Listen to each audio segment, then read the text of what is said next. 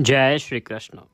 प्रिय भक्तों, आज हम बात करेंगे विशेष रूप से आने वाली अमावस्या, श्रावणी अमावस्या, सावन के महीने की अमावस्या, जिसे हरियाली अमावस्या भी कहा जाता है। तो किस दिन है हरियाली अमावस्या? इसका महत्व क्या है? पुराण क्या कहते हैं? कैसे ये पितरों को तृप्त करती है? कैसे ये मानव को कल्याण के लिए महत्वपूर्ण अवसर देती है? इसकी विधि बताएंगे, नियम बताएंगे, क्या करना चाहिए, कैसे पितरों को प्रसन्न करना चाहिए, कैसे व्रत करना चाहिए। साथ ही बताएंगे आपको कि इस दिन व्यतिपात योग भी है, तो उसका लाभ आप कैसे ले सकते हैं। और व्यतिपात योग का भी बड़ा ही महत्वपूर्ण चरण अमावस्या में आ रहा है, जो अनंत और अक्षय पुण्य देने वाला है। इसीलिए ये जो दिन है अमावस्या का इस वर्ष, ये अनंत अक्षय पुण्य देने के साथ पितरों का कल्याण करने वाला और मानव जीवन का उद्धार करने वाला हो गया है। आइए संपूर्ण जानकारी आरंभ करते हैं। जो पुराण कहते हैं, जो पंचांग में बताया गया है, वह सब आपको बताते हैं। आपसे निवेदन है कि वीडियो यदि थोड़ा सा भी अच्छा लगे तो कृपया एक बार लाइक अवश्य कर दीजिएगा, और अपने पितरों का आशीर्वाद प्राप्त करने के लिए कमेंट बॉक्स में अवश्य लिखिएगा जय श्री कृष्ण या जय पितृदेव।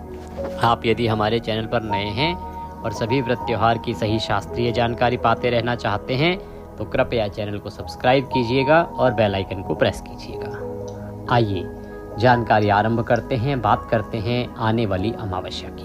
प्रिय भक्तों, यूँ तो अमावस्या प्रति माह आती है, परंतु श्रावणी अमावस्या की अपनी अलग महिमा है। न केवल श्रावणी, वरन जो आषाढ़ मास से आरंभ हुआ है ना, जो चतुर्मास की अमावस्याएं होती हैं, इनकी महिमा खूब है। ये पितृ कार्यों के लिए परम कल्याणकारी है। इसके विषय में पुराण में वर्णन आता है। नारद पुराण की विशेष रूप से यहाँ मैं चर्चा करना चाहूँगा।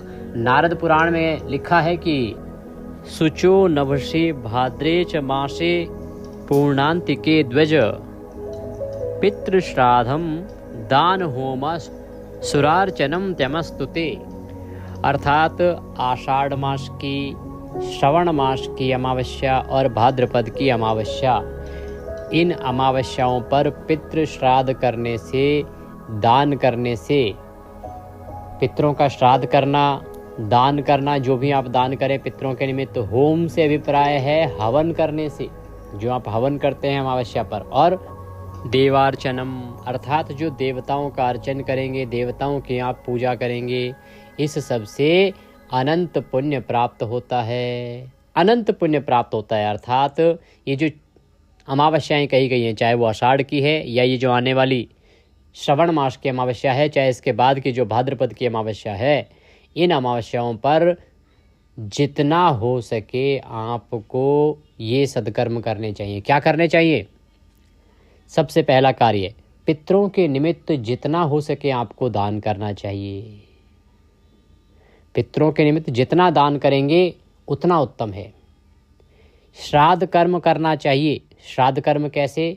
पंडित जी को बुलाइए, उनसे श्राद्ध कर्म करवाइए, उनको भोजन आदि करा के दान दक्षिणा आदि दे के विदा कीजिए। इतना नहीं कर सकते तो एक सूक्ष्म कर्म बताऊंगा जो आपका कल्याण करेगा।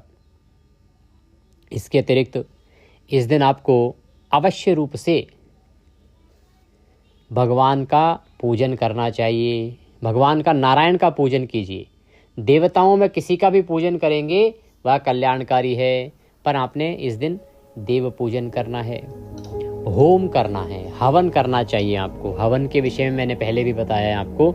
अधिक नहीं तो सूक्ष्म हवन कर लीजिए, बड़ा छोटा सा हवन कीजिए। छोटा सा हवन कैसे है? जिसमें मैंने आपको मंत्र बताए हैं, स्थान का, ग्राम का, जो देवता हैं उनके नाम का। आप थोड़ा सा सामग्री बनाइए, हवन सामग्री। हवन सामग्री लीजिए, उसमें थोड़े काले तिल अवश्य डाल लीजिए, थोड़े से जौ डाल लीजिए, थोड़ा सा घी डालिए, और फिर आप हवन कीजिए। चाहे आप एक एक मंत्र की 5-5 आहुति ही दें, पर हवन आपको करना चाहिए अमावस्या पर। क्या मंत्र रहेंगे? ओम भूर्भुवः श्री ग्राम देवताभ्यो नमः स्वाहा। ओम भूर्भुवः श्री ग्राम देवताभ्यो नमः स्वाहा। ओम भूर्भुवः श्री स्थान देवताभ्यो नमः स्वाहा। ओम भूर्भुवः श्री स्थान देवताभ्यो नमः स्वाहा। ओम भूर्भुवः श्री कुल देवताभ्यो नमः स्वाहा। ओम भूर्भुवः श्री कुल देवताभ्यो नमः स्वाहा। ओम भूर्भुवः श्री नारायणाय नमः स्वाहा। ओम भूर्भुवः श्री नारायणाय नमः स्वाहा। ओम भूर्भुवः श्री महालक्ष्मी नमः स्वाहा। ओम भूर्भुवः श्री महालक्ष्मी नमः स्वाहा। ओम भूर्भुवः श्री सूर्याय नमः स्वाहा। ओम भूर्भुवः श्री सूर्याय नमः स्वाहा। ओम भूर्भुवः श्री कुलदेव्यै नमः स्वाहा। ओम भूर्भुवः श्री कुलदेव्यै नमः स्वाहा। इस प्रकार से आपने इन सभी की आहुतियाँ 5-5 आहुति प्रत्येक मंत्र की या 11-11 आहुति प्रत्येक मंत्र की, जितना हो सके उतनी आहुति दीजिए। क्या होता है कि इनसे आपका जो स्थान है जहाँ आप रहते हैं वहाँ के देवता प्रसन्न रहते हैं। जिस क्षेत्र में आप रहते हैं उस क्षेत्र के देवता प्रसन्न रहते हैं, क्योंकि प्रत्येक स्थान के क्षेत्र के अधिपति देवता होते ही होते हैं। आपके कुल के देवता प्रसन्न रहते हैं, आपकी कुल देवी प्रसन्न रहती हैं, नारायण, माँ लक्ष्मी, इनका आशीर्वाद आपको प्राप्त रहता है। तो आपके जीवन के सब संकट दूर रहते हैं, आपके घर का जो वातावरण है वो अच्छा रहता है। इसीलिए आपको ये हवन तो प्रत्येक अमावस्या पर करना ही करना चाहिए। ये बड़ा ही सरल विधान मैंने आपको बताया है। बाकी तो बड़ा विधान मैंने अपने YouTube पर पहले ही अपलोड कर रखा है, उसके अनुसार भी आप कर सकते हैं। आज के दिन आप जो भी ये सदकर्म करेंगे, मैंने कहा दान करिए, जितना हो सके दान कीजिए। आप ब्राह्मण को भोजन कराइए, ब्राह्मण के निमित्त दान दीजिए।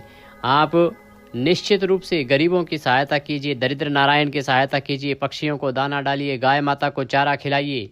ये सब कार्य इस दिन आप करेंगे, इसका पुण्य आपके पितरों को प्राप्त होगा, आपके पितृ तृप्त होंगे, आपके पितृ प्रसन्न होंगे। आप इस दिन भगवान की पूजा करेंगे, उससे अनंत पुण्य प्राप्त होगा। होम करेंगे, अनंत पुण्य प्राप्त होगा। ये दिन आपको अनंत पुण्य देने वाला है। बाकी अमावस्याएं अलग हैं, ये अमावस्याएं जो हैं ये अलग हैं। इनका पुण्य खूब है शास्त्रों में, तो आपको खूब इसका लाभ लेना चाहिए। कारण क्या है प्रिय भक्तों, ये जो अमावस्या का दिन होता है ना, इसके विषय में शास्त्रों में बहुत महिमा लिखी है। क्यों मैं हमेशा कहता हूँ कि इस अमावस्या को यदि आपने संभाल लिया तो आपके जीवन के सभी संकटों का नाश हो जाता है। इसको विशेष रूप से पितरों को समर्पित कहा गया है। पुराण क्या कहते हैं, सुनिए ध्यान से। पित्रे राज्य हनिमाशः प्रविभागस्तयो पुनः शुक्लवः कर्म चेष्टायां कृष्णः स्वप्ननाय सर्वरी। ध्यान दीजिए, इसका अर्थ है कि जो हम मनुष्य हैं, पृथ्वीवासी हैं, तो पृथ्वी वालों का जो 1 महीना होता है ना, पृथ्वी वालों का जो 1 महीने का समय होता है, वो पितृलोक में 1 दिन और 1 रात का समय होता है। हमारे 1 महीने में वहाँ केवल 1 दिन और 1 रात होता है, अर्थात कुल मिला के 1 दिन होता है। तो हमारे 15 दिन जो हैं उनमें वहाँ पर दिन रहता है और हमारे 15 दिन में वहाँ पर रात्रि रहती है। तो इस प्रकार से ये जो समय है वहाँ पर बना हुआ है।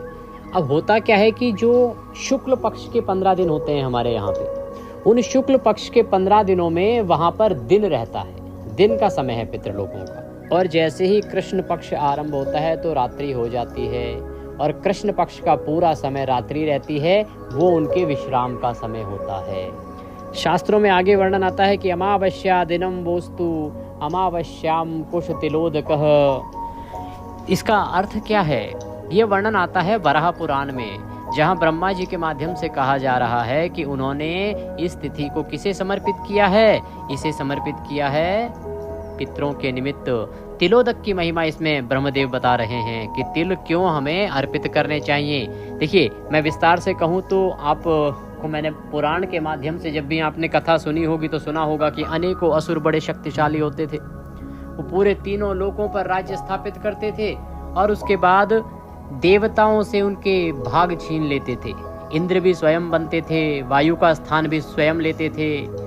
जितने भी देव कार्य हैं, और देवताओं को जो हमारे यहाँ से हवि मिलती है, जो भोग मिलता है, उसको भी वो असुर ही ले जाते थे। इन सब से चिंतित होकर सभी देवगण और पितृगण पहुंचे ब्रह्मा जी के पास, क्योंकि सृष्टि को बनाने वाले वही हैं, कि प्रभु ऐसे कैसे चलेगा, हम तो फिर बड़े परेशान हो जाएंगे।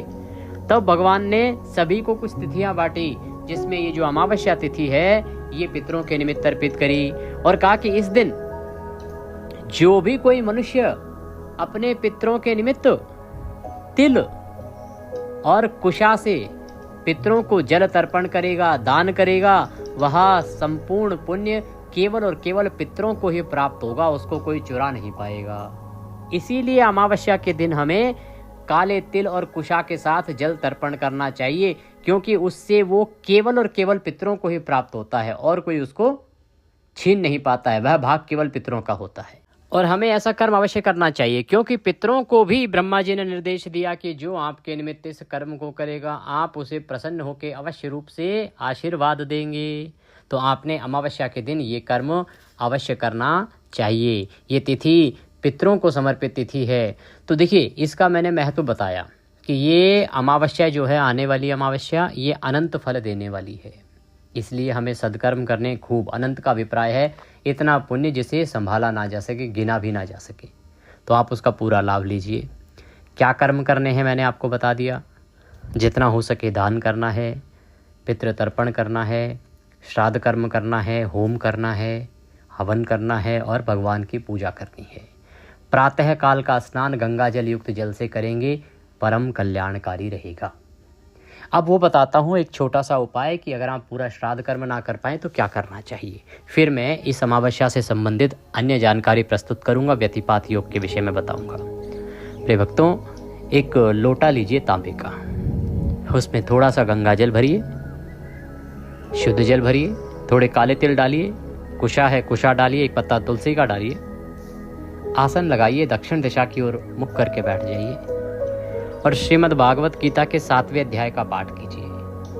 पढ़ नहीं सकते हैं तो सुनिए, हम आपके लिए अपलोड करेंगे। प्रत्येक अमावस्या एकादशी पर हम गीता का 7वां अध्याय अपलोड करते हैं। 7वां अध्याय सुनिए। उसके बाद संकल्प करते हुए उसका पुण्य अपने पितरों को अर्पित कीजिए। कैसे संकल्प करवाना है ये मैं गीता के 7वें अध्याय में आपको बताता हूँ। लोटे को दोनों हाथों में उठा लीजिएगा और भगवान से निवेदन कीजिए कि प्रभु, मैंने जो अभी गीता का 7वां अध्याय पढ़ा, इससे जो भी पुण्य प्राप्त होता है वो संपूर्ण पुण्य मैं अपने पितरों को अर्पित करता हूँ, ये उन्हें प्राप्त हो। बाकी जब आप मेरा वीडियो सुनेंगे गीता के 7वें अध्याय का, तो वहाँ पहले पूरा पाठ सुनाया जाएगा, फिर मैं आपको संकल्प करवाता हूँ विधान के अनुसार, उसी के अनुसार संकल्प कीजिएगा और फिर मंत्र सहित इस जल से तर्पण करना है। वो भी मैं आपको मंत्र सहित उस वीडियो में तर्पण करवाता हूँ, तो वो पूरा वीडियो हो जाता है। इस कर्म को आपने अवश्य करना है। इतना मात्र कर लेने से आपके पितरों को अनंत तृप्ति प्राप्त होती है, आपको अनंत फल की प्राप्ति होती है, पितृदोष दूर होता है, पितृ प्रसन्न होते हैं। और फिर कहूँगा, पितरों को मना लिया, पितृ प्रसन्न कर लिए, तो आपके जीवन के बड़े बड़े संकटों का नाश स्वतः ही हो जाएगा। अगर गीता का 7वें अध्याय का हमारा वीडियो ना मिले तो YouTube पर लिखिए गीता का 7वां अध्याय बाय देवभूमि। आपको हमारे अनेकों वीडियो मिल जाएंगे, क्योंकि 1-2 बार नहीं है, हमारा महीने में कम से कम 4 बार गीता का 7वां अध्याय जाता है। तो कोई भी एक वीडियो चला लीजिएगा, सब में विधि और विधान एक ही है, पाठ एक ही है, उसको सुनिए और उसके अनुसार ये कर्म कीजिए। ये अवश्य करना है सभी को। अब बात आती है कि इस दिन जो व्रत किया जाता है, अमावस्या के दिन व्रत किया जाता है, जो माताएं बहनें होती हैं वो अच्छे सुहाग के लिए, दीर्घायु सुहाग के लिए, अमर सुहाग के लिए व्रत करती हैं। और साथ ही इस दिन, क्योंकि हरियाली अमावस्या है, गौरी शंकर भगवान का भी पूजन किया जाता है। तो सुबह उठें, स्नान आदि से निवृत्त होकर स्वच्छ वस्त्र धारण करके भगवान की प्रतिमा या तस्वीर जो आपके पास है उनको स्थापित करें। स्थापित करने के बाद उनको स्नान कराएं, स्नान करा के तिलक लगाएं, अक्षत लगाएं, पुष्प अर्पित करें, धूप दीप दिखाएं, भोग प्रसाद के रूप में फल, मिठाई, मिश्री जो आपके पास है वह अर्पित करें, हाथ जोड़ के नमस्कार करें। फिर अमावस्या की कथा सुनें। कथा मैं आपके लिए अपलोड करूंगा, हरियाली अमावस्या की, उस कथा को सुनिएगा। कथा सुन के आरती करें भगवान की, नियम अनुसार दिन को व्यतीत कीजिए। इस प्रकार से आप इसका व्रत करेंगे इस दिन का। अब इस दिन एक बड़ा महत्वपूर्ण योग बन रहा है, व्यतिपात योग, जिसकी शुरुआत तो हो जाएगी एक दिन पूर्व ही, पर इस दिन वो पूरे चरम पर रहेगा। चरम से अभिप्राय है कि वो व्यतिपात योग जो है ना, इस दिन उस अवस्था में होगा कि वह अनंत और अक्षय पुण्य देने वाला होगा। यूँ तो ये अमावस्या ही अनंत पुण्य देने वाली है, पर जो व्यतिपात योग है ना, ये हजारों अमावस्याओं के जितना पुण्य देने वाला है अकेला ही। शास्त्रों में वर्णन आता है, मैंने अनेकों बार पहले भी बताया है कि अमावस्या सहस्त्रेण व्यतिपातेन तत्समम तस्मात् तत्र कृतं दानम अनंतम परिकीर्तितम। अर्थात ये जो योग है ना, ये आपको 1000 अमावस्याओं के जितना पुण्य देता है। आप सोचिए, और इस बार तो ये बड़ी अमावस्या को रहा है, तो इस अमावस्या का तो पुण्य है ही, साथ ही 1000 अमावस्याओं का पुण्य आपको और मिल जाएगा। और इस दिन आप जो भी स्नान दान करेंगे, दान और जप, ये 2 कार्य ऐसे हैं जो आपको इस योग में सर्वाधिक कल्याण करते हैं।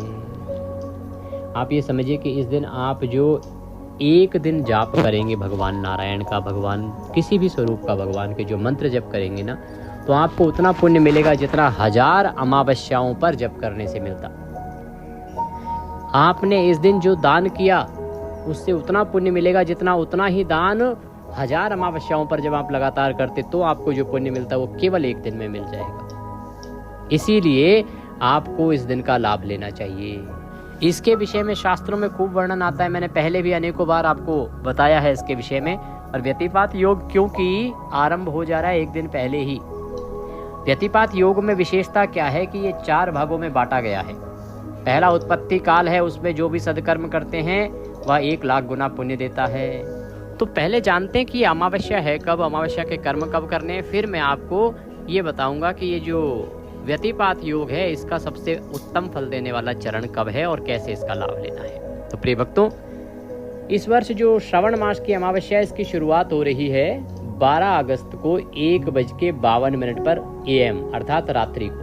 11 तारीख की रात को जब 12 बजे के बाद 12 लग जाएगी तो 1:52 पर अमावस्या शुरू हो जाएगी और 12 अगस्त को ही रात्रि को 11:06 पर अमावस्या समाप्त हो जाएगी। तो 12 को सूर्य के मुख से अमावस्या है, 12 को ही अमावस्या पर किया जाने वाला व्रत होगा, 12 को ही स्नान होगा अमावस्या का, 12 को ही आपने दान करने हैं, सभी पितृ तर्पण भी इसी दिन करना है। और जितना हो सके इस दिन दान, पितृ तर्पण और भगवान के मंत्र का जप ये कीजिएगा, ये आपका कल्याण करेंगे। अब बात आती है कि व्यतिपात योग का अधिक से अधिक लाभ कैसे लिया जाए। आप किस समय सदकर्म करें जब आपको सर्वाधिक पुण्य मिलेगा। यूँ तो मैंने आपको बताया पूरा का पूरा व्यतिपात योग ही कल्याणकारी है, क्योंकि 1 लाख गुना पुण्य है आरंभ में, जिसे हम लोग कहते हैं उत्पत्ति काल। व्यतिपात योग की शुरुआत हो रही है 11 अगस्त को शाम को 6:51 पर और 12 अगस्त को ये 3:26 पर समाप्त हो जाएगा। इस प्रकार से ये व्यतिपात योग रहेगा। इसका जो प्रथम चरण है वो 11 तारीख को ही आरंभ हो जाएगा। मैंने आपको बताया कि 4 चरणों में विभक्त है व्यतिपात योग। प्रथम चरण जो है वो 11 तारीख को ही आरंभ हो जाएगा और दूसरा जो चरण है वो 12 अगस्त को रात्रि को 2:23 पे आरंभ होगा और ये समाप्त होगा 12 अगस्त को सुबह 9:36 पर। इसमें 1 करोड़ गुना पुण्य कहा गया है। तो आप अमावस्या के दिन जो भी सदकर्म करेंगे, प्रातः काल का स्नान दान तर्पण आदि 9:30 बजे से पहले पहले, वो सब आपको 1 करोड़ गुना अधिक पुण्य देगा अन्य अमावस्याओं की तुलना में। और इसके बाद आएगा तीसरा चरण जो आपको 100 करोड़ गुना पुण्य प्रदान करने वाला है, जिसे हम पतन काल कहते हैं। वो रहेगा 9:36 से और 1:01 तक। इसमें आप जो सदकर्म करेंगे वह 100 करोड़ गुना पुण्य देता है। फिर चौथा चरण जो आएगा वह चरण आएगा पतित काल, जब समाप्त हो रहा होगा। ये आरंभ हो जाएगा 1:01 से और समाप्त होगा 3:26 पर। इसमें जो भी आप सदकर्म करेंगे वह अनंत और अक्षय फल देने वाला होगा। तो एक तो अमावस्या का दिन, उस पे भी एक ऐसा योग जो 1000 अमावस्या का पुण्य अपने आप में ही रखता है। तो खूब लाभ लीजिए इस दिन का, अनंत और अक्षय पुण्य प्राप्त कीजिए। क्या करना है मैंने आपको बता दिया। गीता के 7वें अध्याय को सुन के पितरों का तर्पण अवश्य कीजिएगा, बहुत थोड़ा सा समय लगेगा। पूरा श्राद्ध करना चाहते हैं, ब्राह्मण को बुलाइए, पंडित जी को, विधि से श्राद्ध कीजिए। जितना हो सके दान कीजिए। आज का दान परम कल्याणकारी है और आज का मंत्र जप, ये 2 कार्य तो गांठ बांध लीजिए, आपने करने ही करने हैं। क्योंकि व्यतिपात योग में 1 माला का पुण्य 1 करोड़ माला के पुण्य के समान होगा। तो इसलिए खूब लाभ लीजिए इसका। कुछ और पूछना चाहें, कहना चाहें, कमेंट बॉक्स में लिख के पूछ लीजिएगा।